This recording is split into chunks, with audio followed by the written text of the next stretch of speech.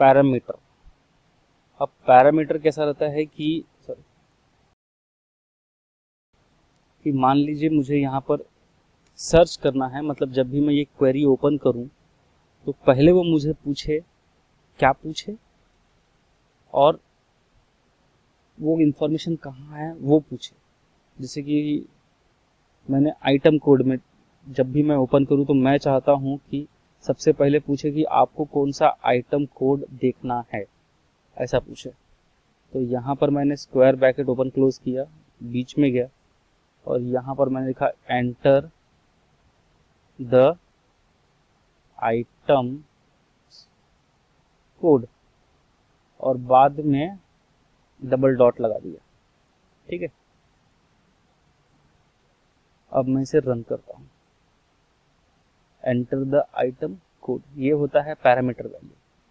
अब मैं अगर इसमें 8800 आइटम कोड है क्या मेरा, टाइप करता हूँ, ओके, नहीं है। ठीक है, अब मैं क्या करता हूँ कि आइटम कोड तो बहुत अलग अलग थे, बहुत बड़े थे। आइटम कोड ये है, मैं इसमें से ये कॉपी कर लेता हूँ। ठीक है, कॉपी, सिर्फ सर्च करने के लिए डिज़ाइन व्यू में गया, वापस रन किया, मैं यहाँ पर पेस्ट कर देता हूँ, मुझे एग्जैक्टली यही आइटम कोड बताओ। Okay, incorrect. अच्छा, ये न्यूमेरिक वैल्यू है क्या, कुछ तो गड़बड़ की है मैंने।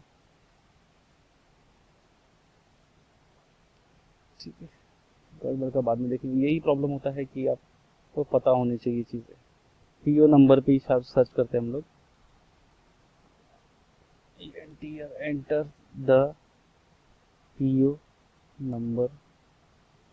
ठीक है, ये हम लोगों ने बंद कर दिया।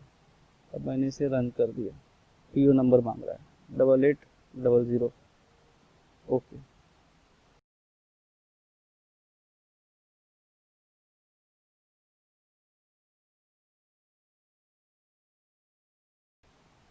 तो ये हो गया है पैरामीटर। तो जब भी आप इसे अगर इसे सेव कर देते हैं और बंद कर देते हैं, हमारा नाम क्या है, पीओ क्यू। ठीक है, तो जब भी आप इस क्वेरी को वापस खोलेंगे तो ये डेडिकेटेड हो जाएगा।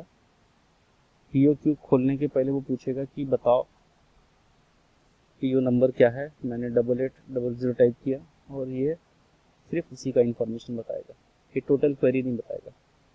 राइट, टोटल क्वेरी देखना है इसका, तो डिज़ाइन व्यू में जाइए, इसे डिलीट कीजिए, सेव कीजिए या फिर रन कीजिए, तो वो पूरा वैल्यू बताएगा। ठीक है, तो क्वेरीज डेफिनेटली हम लोग इसीलिए इस्तेमाल करते हैं कि कोई नया टेबल बना पाएँ या फिर कोई अच्छे से सॉर्टिंग फिल्टरिंग कर पाएँ। पैरामीटर आपने देख लिया, जो सबसे इम्पोर्टेंट, इसमें भी एक इम्पोर्टेंट फैक्टर डाल दिया है इसने। पैरामीटर क्रॉस टैब में नहीं आता, क्योंकि क्रॉस टैब अलग ही एक फंक्शन है, वो दो तरह की इंफॉर्मेशन को प्लस और ये सब करता है, तो इसलिए वो क्रॉस टैब में वर्क नहीं करेगा। आपको सिंपल क्वेरी पे ही वो वर्क करेगा, जहाँ पर आपको सिर्फ बताना पड़ेगा कि आपने क्या सर्च करना है। राइट,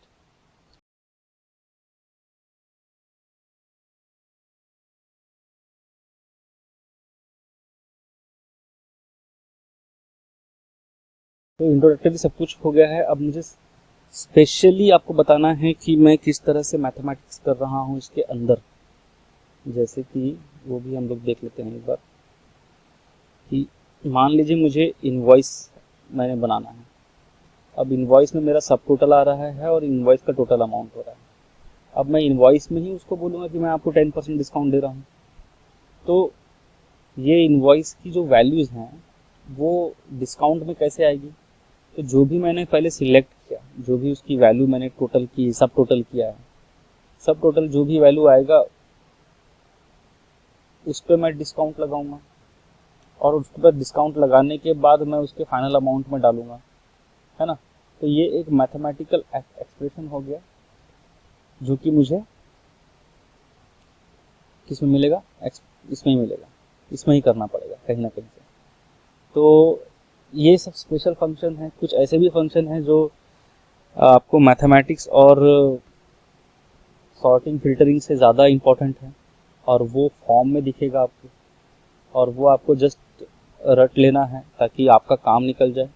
और आप इसमें प्रोफेशनल होना चाहते हैं तो फिर वापस आपके पास सपोर्ट माइक्रोसॉफ्ट है ही है, वहाँ से आप रीड कर लेंगे।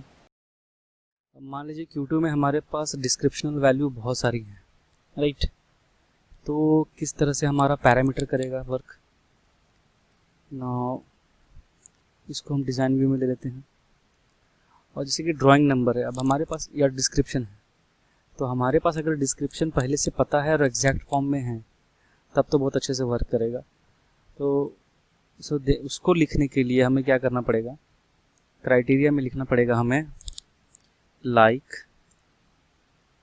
दो इन्वर्टेड कॉमा के बीच में, डबल इन्वर्टेड कॉमा के बीच में स्टार एंड, ठीक है। और यहाँ पर हम लोग वही लिखेंगे अपना dialogue, enter the description, right, से बंद कर देना है। और फिर उसके बाद यहाँ पर फिर से एक बार रिपीट करना है एंड फिर दोस्त के बीच में एक स्टार ना। ये एकदम करेक्ट फॉर्म हो गया है, ठीक है। हम इसे रन करते हैं। अब देखो ये डिस्क्रिप्शन मांग रहा है, मैं टाइप करता हूँ एक वर्ड सिलो, सिलो करके कुछ था हमारे पास, देखो सिलो सिस्टम केजेस आ गया। तो जब भी एग्जैक्ट नंबर है तो नंबर के लिए इतना सब कुछ टाइप करने की ज़रूरत नहीं है। नंबर में सीधा सीधा हम लोगों ने एंटर द नंबर या फिर कोड या फिर जो भी है जिसमें सिर्फ न्यूमेरिकल फॉर्म है, एंटर द डिस्क्रिप्शन लिख दिया, जो भी लिख दिया वो काम कर लेगा। लेकिन कोई डिस्क्रिप्शनल वैल्यू है या कोई इस तरह की वैल्यू है, सॉरी सिलो, इस तरह की वैल्यू है, आइटम कोड जिसमें अल्फ़ाबेट है और न्यूमेरिकल है, तो ये दोनों के लिए वो बेहतर काम करता है। इसमें एक और भी है जैसे बिटवीन का, कि बिटवीन में कैसे काम करेगा, तो वो हमने पहले पिछली बार देखा था। कहाँ पर था वो, ये देखिए, between enter start date and end date, है ना। इस तरह का वैल्यू कुछ भी नहीं करना है, उसी तरह से वापस टाइप करना है, ठीक है। तो यहाँ पर हम लोगों ने अगर स्टार्ट और एंड डेट है क्या, यहाँ पे यहाँ का डेट का ऑप्शन नहीं है। तो चलिए ये एक होमवर्क की तरह आप देखिए कि जो ये वाला फैक्टर है between enter start date double colon और फिर bracket close and enter the end date double colon और क्लोज, ये करके देखो आपका डेट का पैरामीटर आना शुरू हो जाएगा। लेकिन वो डेडिकेटेड हमेशा जैसा रहता है वैसा ही होगा, ठीक है। तो ये क्रॉस टैब्स वगैरह हर जगह पे काम करता है। थोड़ा सा आपको एक्सपेरिमेंट करने की ज़रूरत पड़ेगी क्योंकि हर चीज़ यहाँ पर एक वीडियो में दिखाना बहुत नामुमकिन सा होता है, ठीक है। और ये बहुत इंपॉर्टेंट फंक्शन है। बिटवीन का फंक्शन सबसे अच्छा है, जैसे हम लोग ट्रांजेक्शन चेक करते हैं कि इस डेट के बीच में हमको ट्रांजेक्शन बताओ हमारा, तो वहाँ पर बिटवीन का फंक्शन बहुत अच्छे से काम करता है। तो ये आप अपने साथ एक्सपेरिमेंट करके देखिए, ठीक है। ये हो गए सारे हमारे पैरामीटर वैल्यू। लगभग हम लोगों ने क्वेरी के अंदर जितना भी इम्पोर्टेंट था वो पढ़ लिया हुआ है।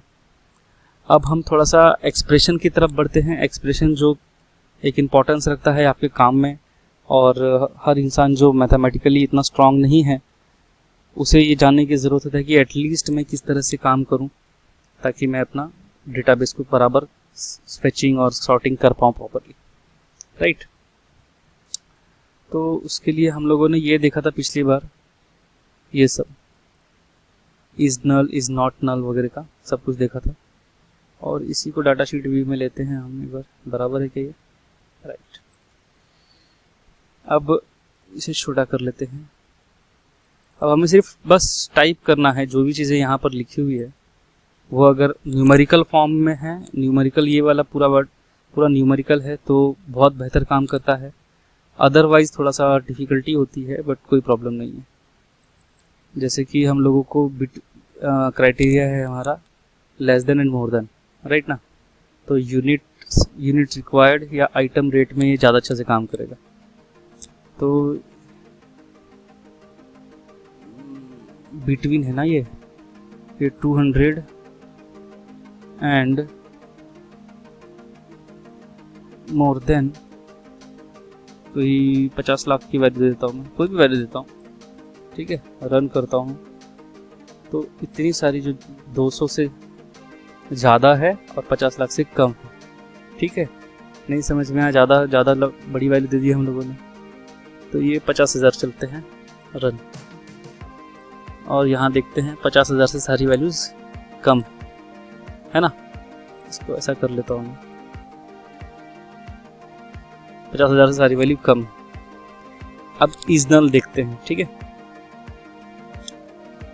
डिज़ाइन व्यू में जाना है, यहाँ पर ही इज नल टाइप करके देखते हैं, इज नल।